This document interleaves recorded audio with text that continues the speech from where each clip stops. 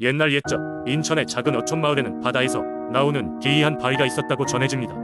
이 바위는 평범해 보였지만 그 속에는 바위 요정이 살고 있어 마을 사람들과 오랜 세월을 함께 해왔습니다.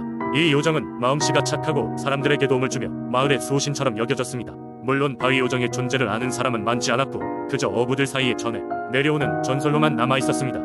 바위 요정은 바다의 변화와 시간을 잘 알고 있었습니다. 그의 도움 덕분에 마을의 어부들은 언제나 풍성한 어획량을 자랑할 수 있었습니다. 그 비밀은 요정이 새벽녘에 어부들에게 나타나 그날의 바람과 파도 그리고 고깃대가 있는 위치를 알려주었기 때문이었죠. 평화롭던 어느 날 마을에 새로운 어부가 이사왔습니다. 그의 이름은 수철이었습니다. 수철은 여러 마을을 옮겨 다니며 고기를 잡아 생활하는 떠돌이 어부였습니다. 수철은 듣자하니 바위 요정이 도와준다는 이야기를 믿지 않았습니다.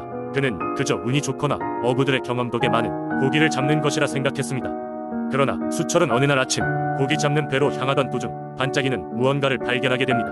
호기심이 생긴 그는 가까이 가보았습니다. 그것은 바로 바위 요정이었습니다. 제 모습을 밝혔으니 어쩔 수 없다는 듯 실제 바위 요정이 수철에게 인간의 모습으로 나타났습니다. 요정은 여전히 친근하게 웃으며 수철에게 다가갔습니다. 수철은 놀라기도 했지만 바위 요정의 부드러운 미소에 결국 마음을 열게 됩니다. 요정은 자신이 어떻게 마을 어부들에게 도움을 주는지를 설명했습니다. 수철은 요정을 믿기로 결정하고 요정의 지시에 따라 어장을 향했습니다. 그날 수철은 전에 없던 많은 고기를 잡았습니다. 그는 마을로 돌아와 바위 요정에게 감사의 인사를 건넸습니다. 수철은 이제 요정의 존재를 철저히 믿고 그와 함께 평생을 함께하기로 결심하게 되었습니다. 마을 사람들 역시 바위 요정의 존재를 다시 상기하며 서로 간의 믿음과 신뢰를 쌓아갔습니다. 세월이 흘러도 바위 요정은 여전히 그곳에 남아 붕어를 기원하며 마을 사람들을 보살피고 있다고 합니다.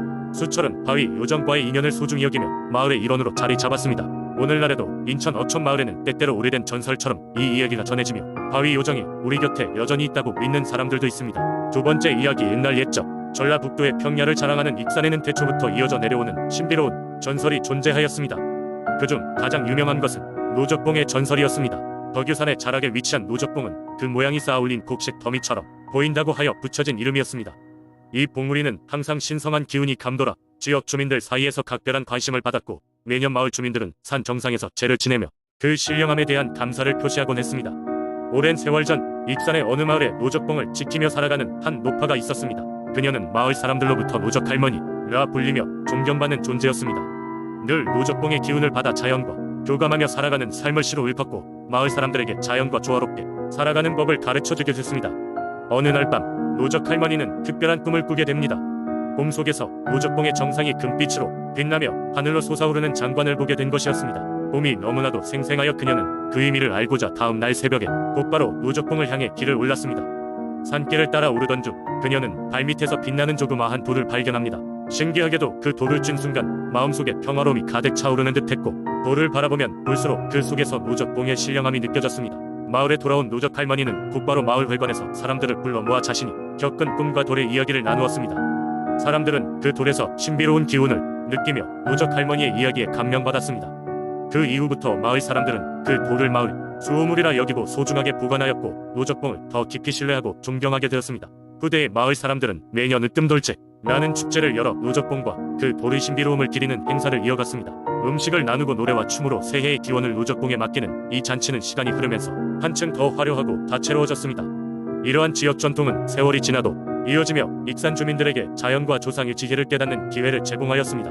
이렇게 노적봉의 전설은 오늘날까지도 익산에 많은 사람들에게 자연의 신비로움과 조화로운 삶을 상징하는 이야기가 되어 한편으로는 인간과 자연의 끊임없는 교류에 대한 아름다운 교훈으로 남았습니다.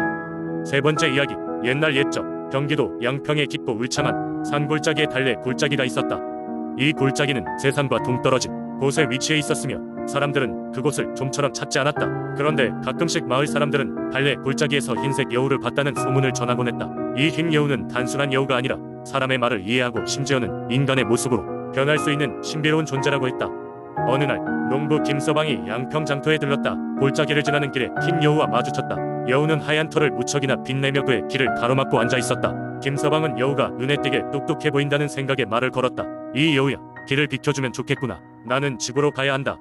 그러자 놀랍게도 여우는 김서방에게 인간의 말로 대답하였다. 김서방, 내가 너에게 부탁이 있어 이곳에서 기다리고 있었다. 김서방은 깜짝 놀랐지만 호기심이 더해졌다. 부탁이라니 어떤 것인데 나에게 그런 말을 하느냐? 여우는 한숨을 쉬며 대답했다. 나는 이 골짜기의 수호자로서 인간들의 마음속에 서린 욕망과 범례를 정화시키는 임무를 맡고 있단다. 신령한 힘을 간직하고 있지만 통과 의뢰가 필요하다. 내가 해야 할 마지막 통과 의뢰는 인간의 선한 마음을 발견하는 것인데 잘되지 않아 매번 인간 형태로 변해야 한다. 하지만 나는 이제 내게 주어진 임무를 끝내고 싶단다. 김서방은 여우의 진지한 눈빛을 보고는 생각에 잠겼다. 그는 골짜기 근처의 사람들에게 긴 여우와 관련한 이야기를 들은 적이 있었다. 사람들은 여우를 무서워하면서도 존중했다. 김서방은 마음을 다잡고 말했다. 어떻게 하면 내가 너의 임무를 도와줄 수 있겠느냐? 여우는 미소를 지으며 말했다. 매년 음력 10월 보름밤 이곳에 와달라. 그때 나는 인간으로 변신하여 이 골짜기를 정화하는 의식을 치른다. 너무 많은 사람들이 모이면 그 의식은 제대로 치러지지 않으니 너 혼자 와서 나의 손을 붙잡고 나를 도와다오. 김서방은 그날부터 매년 보름밤에 그 골짜기를 찾아갔고 흰 여우와 함께 의식을 치렀다.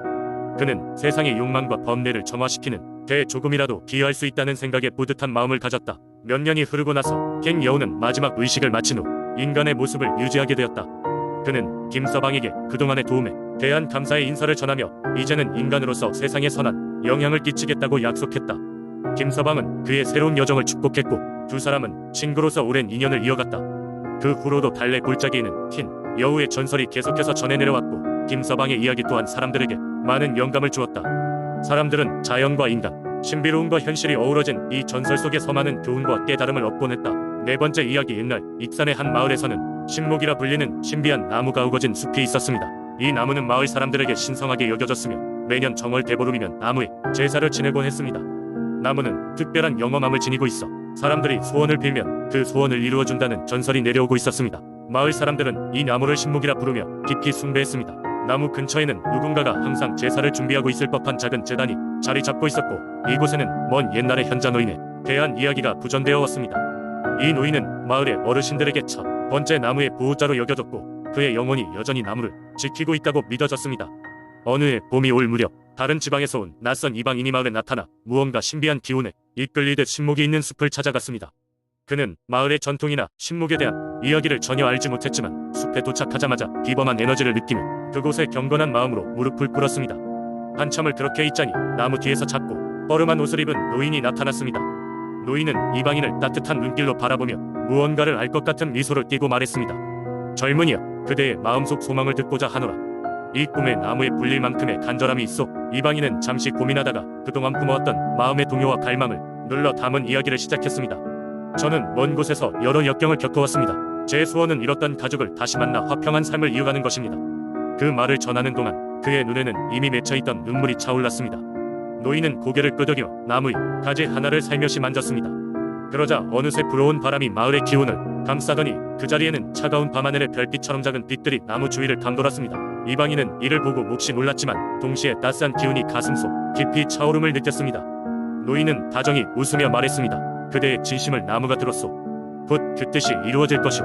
그날 이후 마을에서는 낯선 이방인이 전설의 신목에서 받은 은혜로 가족을 찾았다는 이야기로 가득 찼습니다. 그의 간절한 소망은 결국 현실이 되었고 오래전 현자의 영혼이 지켜준다는 신성한 나무 이야기는 더욱 신비로운 전설로 남게 되었습니다. 이방인은 마을에 정착하여 자신의 경험을 노래와 이야기로 읊었으며 이는 세대를 넘어 내려오며 익산의 소중한 민속신앙으로 자리 잡게 되었습니다. 신목을 찾아온 사람들은 모두 각각 유소망을 가지며 현자의 지혜와 나무의 영험함을 믿고 한 해의 시작을 기다렸습니다.